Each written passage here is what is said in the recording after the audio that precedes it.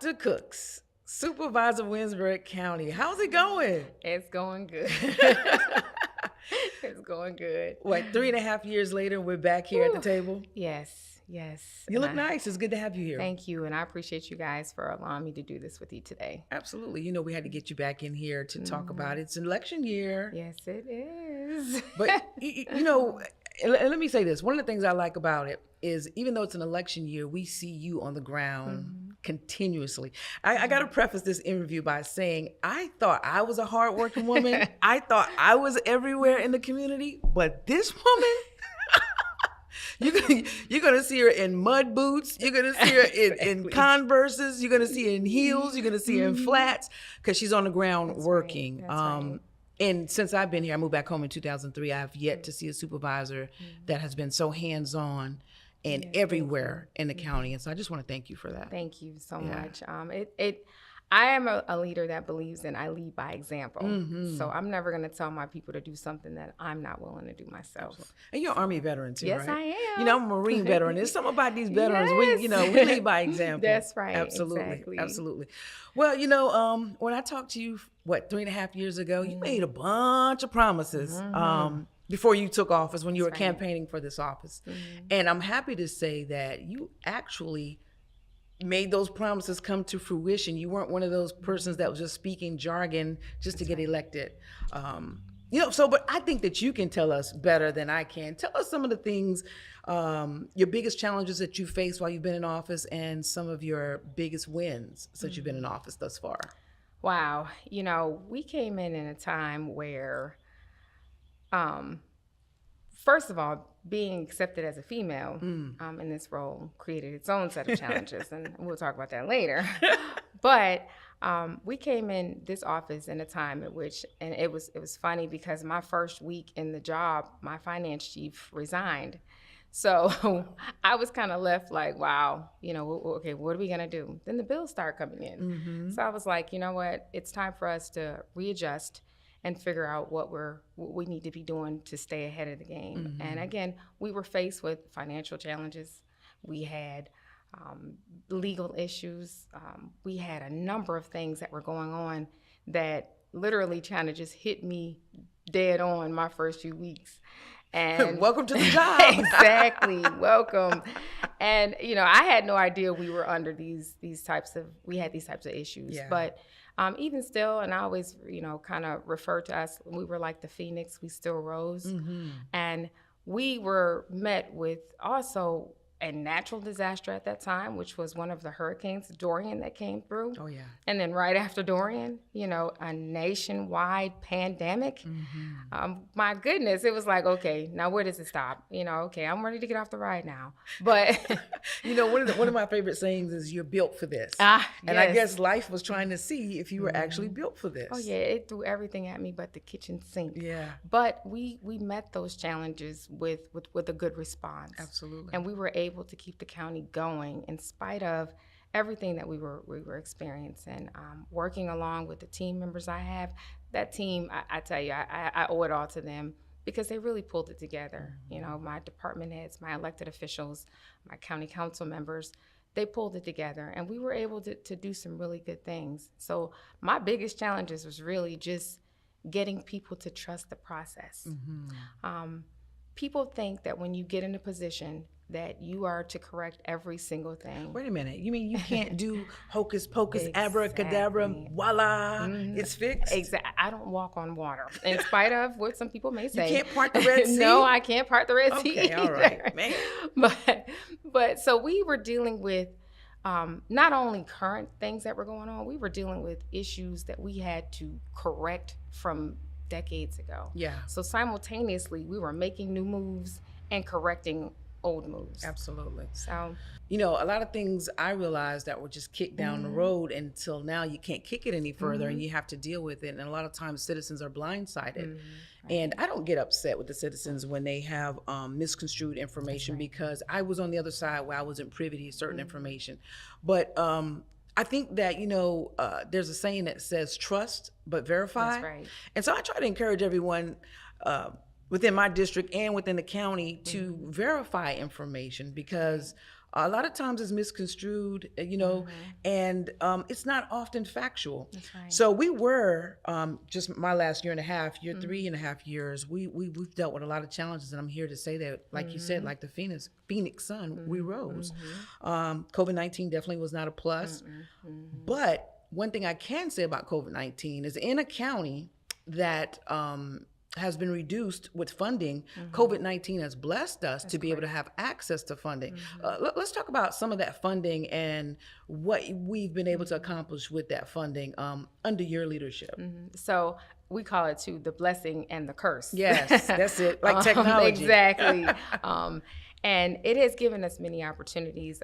We were fortunate enough to be a recipient of the American Rescue Plan funding under county, state, and local government funding source that we received. And we were able to get $5.8 million, for which it's helped us tremendously with some of the things that the county really needed here.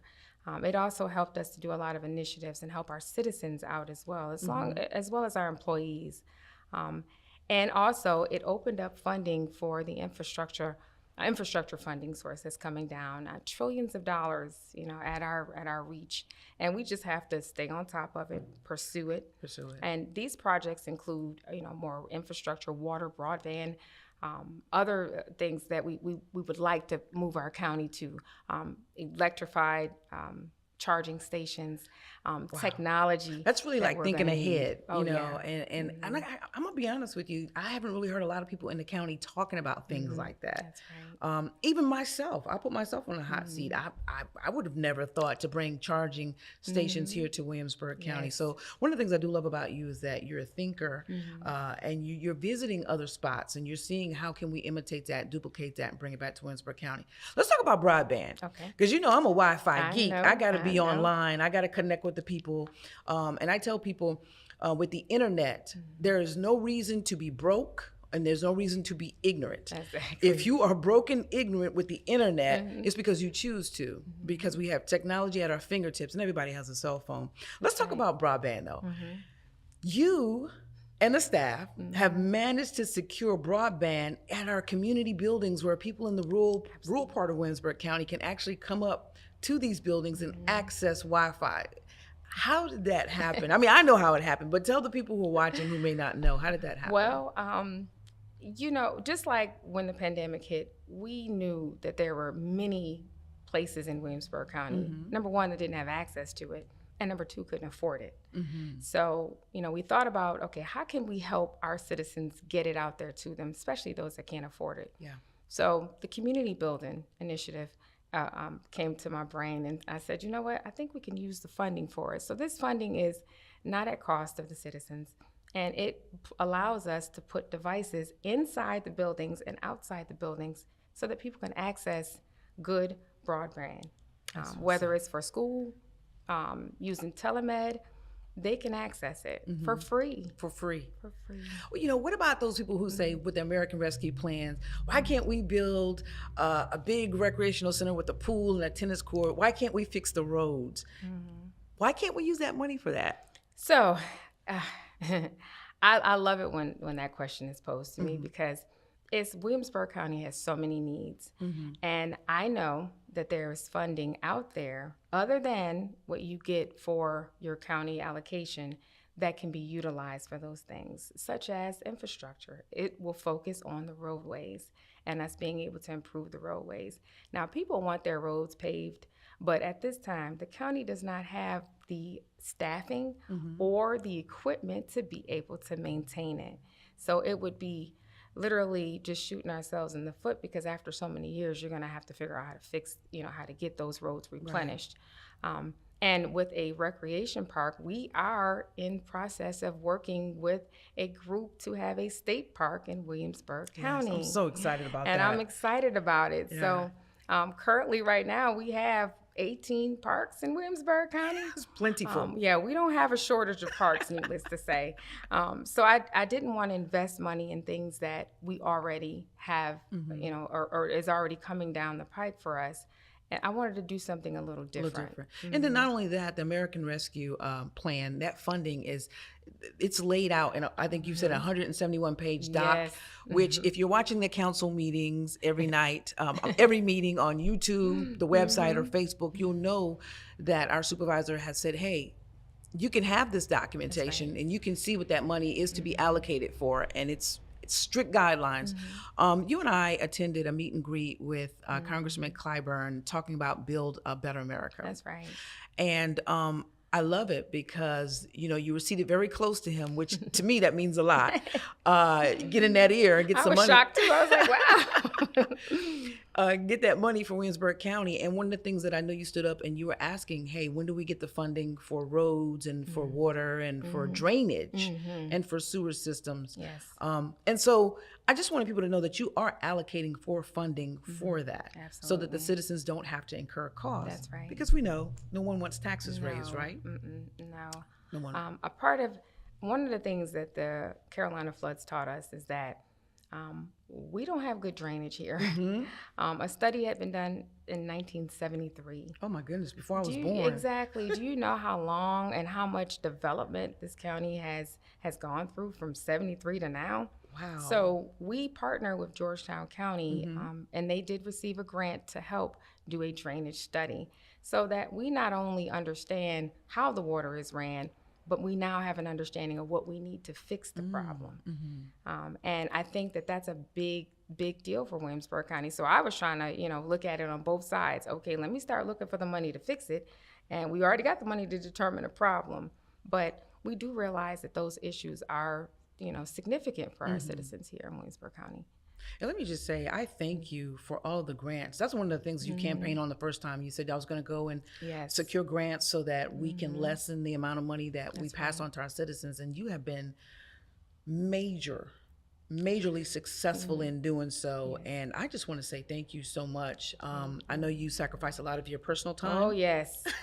Yes. Because I've called you and you're like, I haven't been to bed yet. It's like, exactly. And I'm like, you're crazy. I'm always talking about, I got a deadline. I got a deadline. I got to get this grant in. And I thank you for that because people don't know behind the scenes all of the personal time and all of the things that you were sacrificing to put the county in a better situation. And so I want to acknowledge that. Listen, so we talked about some of your challenges when you first came in, COVID-19, hurricanes, the county being in a deficit.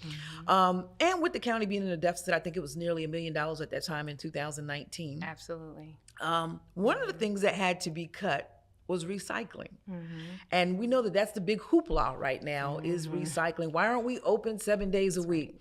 Well, when you took office in 2019, we weren't open 7 days a week. We weren't even open as much as we are right now. But all of a sudden, there's a big hoopla. Let's talk about that. Let's talk about why the recycling hours were cut. Well, let's talk about you taking office. Why did you increase the hours? Why were they cut? And where we're headed for right now with the recycling center. And let's go ahead and squash that lie about recycling centers in the state of South Carolina are open 7 days a week. There is no recycling center, not even the biggest counties like Greenville and Richland, that are open 7 days a week. So, yes. Let's talk about that. Oh my gosh, when we came in, like I said, in 2019, it was like where the bottom dropped out, and that can that got kicked down the road. It stopped moving. Well, it landed in front of me, so and it landed there, and now we were responsible for figuring it all out. One of the things people don't understand is that the debt that we incurred before we took office was recurring debt. Meaning, if you solve the problem now, that debt is going to continue on down the line. Yeah. So yes, our deficit was $953,000. So let's just call it $1 million. And we had to figure out how to fix it. So we were correcting a budget that had been passed already, and we were working in the budget and now preparing at the same time for a new budget season. So we had to amend the 2017-2018 budget. And then we jumped into now, what are we going to do for the 2018-2019 budget?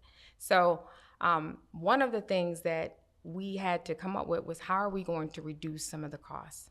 What are we going to do? Now, the first 4 options that were presented. Now, again, my job is not to approve the budget. Right. It's just simply to present the budget. Absolutely. If my members of council tell me, Tiffany, you have $22 million to spend and that's it, I have to make that stretch. Mm-hmm. And that's basically what my job is to figure out how we're going to make it stretch. So we ended up having to look, like I said, the first 4 options for balancing our budget. And what we mean by balance is that we got to make sure that we bring in enough money to pay for our expenses. Right. That's balancing it. That's okay? balancing. That's simple. And we ended up having to, again, first 4 options presented were that we had to reduce the work or cut the salaries of employees. Mm-hmm. Well, that would have been horrific for our employees, given the fact that they were already had issues with morale. Mm-hmm. So those were the 4 options, and none of those options at that time, that particular council accepted. Right. So we kind of was at a standstill.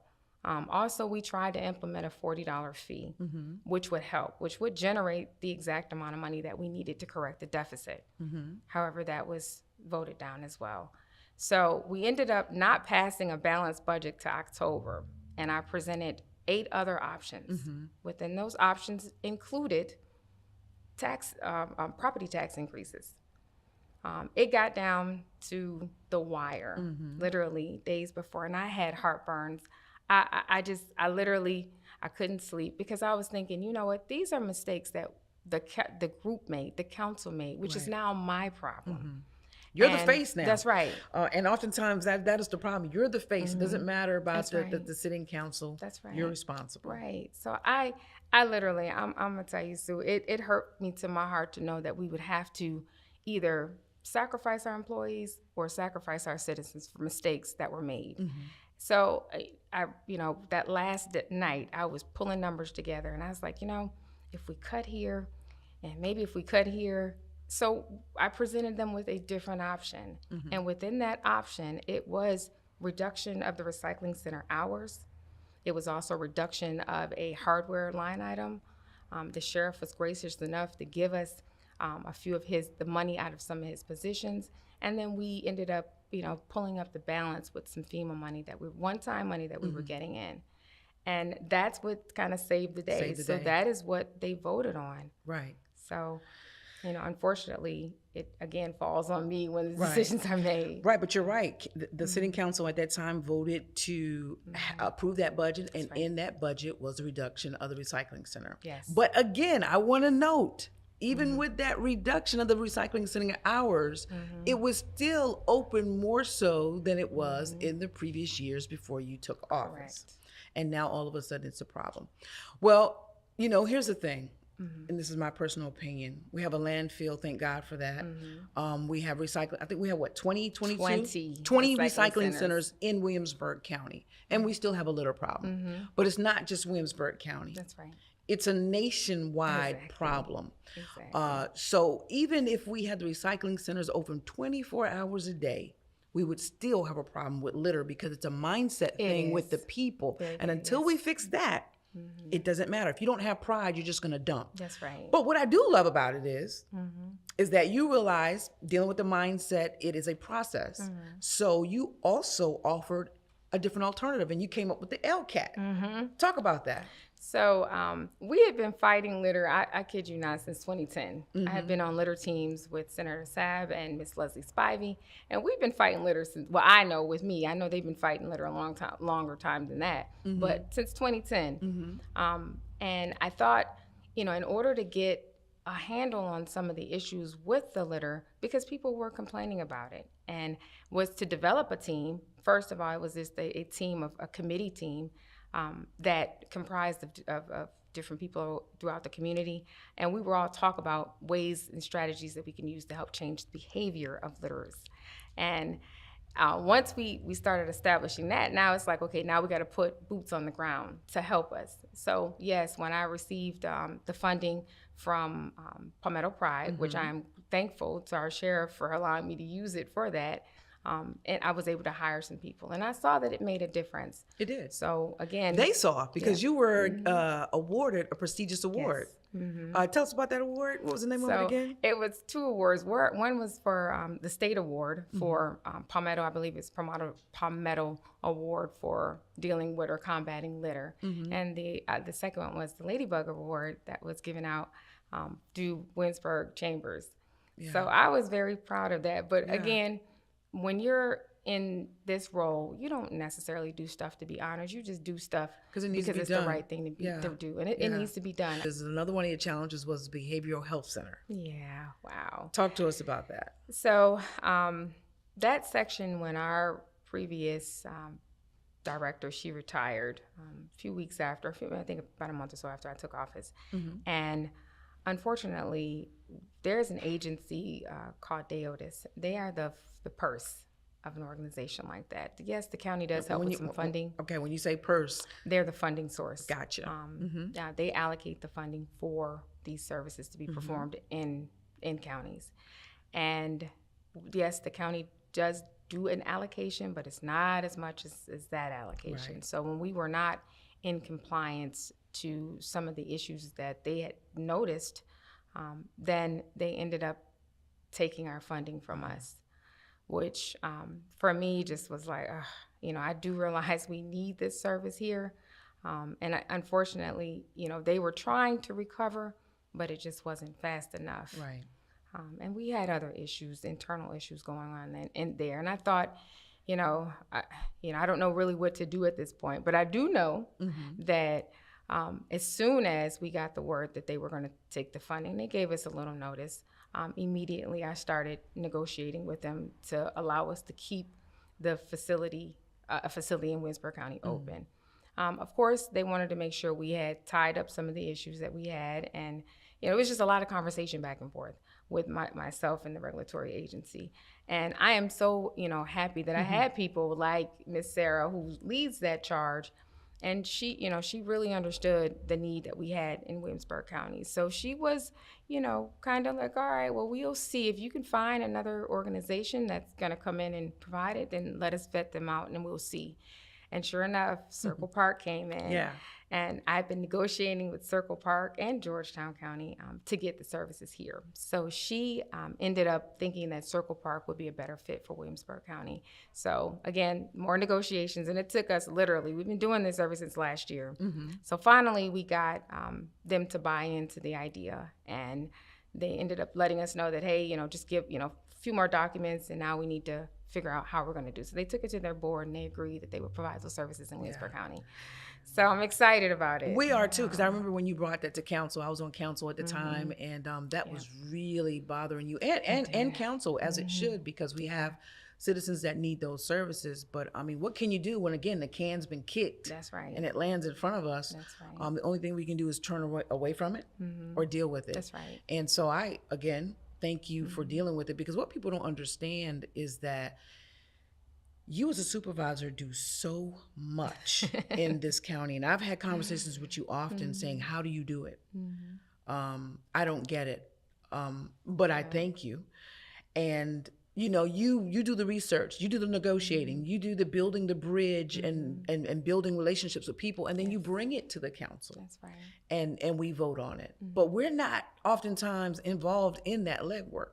And so when you brought that to council meeting recently and said, we're opening back up. And what I really, really loved about it is that we know that King Street is the seat of Williamsburg County, but you wanted to spread the love, and you said, we're going to open it up in Hemingway, South Carolina at the Chavis Center, because typically everything comes to King Street, and we want to start to spread things around. Yes. So yes. I'm excited about that. I'm excited. I think it couldn't be a better fit. Yeah. Like I said, we just want to make sure we even us out here. We don't want everything to come to one area. Listen, I know you are a lady on the go, as am I. And so I have 2 more questions, but I'm going to combine them, and then I'm going to let you go. Okay. So let's see. What are your plans for the next 4 years, and why should people vote you back into office?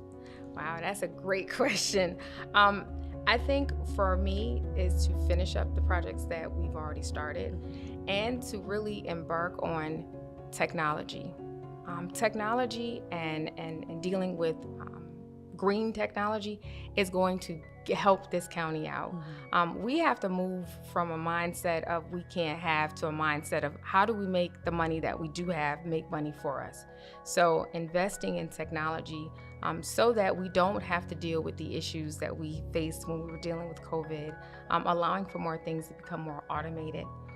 Looking for a 5-year and developing a 5-year comprehensive plan, because in county government, we've been reactive so long that we don't have the funds, we need to start saving now for 5 years down the line. So creating those plans, creating some zoning ordinances that's going to protect people in their residential space. Also, really one of the biggest things I'd like to really look at is to look for investment groups, finance groups, that I want people from Williamsburg County to spend their money on us improving Williamsburg County. We have a lot of facilities in Williamsburg County, primarily the one at Food Line. If we can get a few investors from Williamsburg County to trust in us, and we can do big things there. We can create our bowling alley and our skating rink, but we're gonna have to work for ourselves because no one's gonna just hand us money. So working with partners like that to see what we can bring entertainment-wise in the county is for me is essential.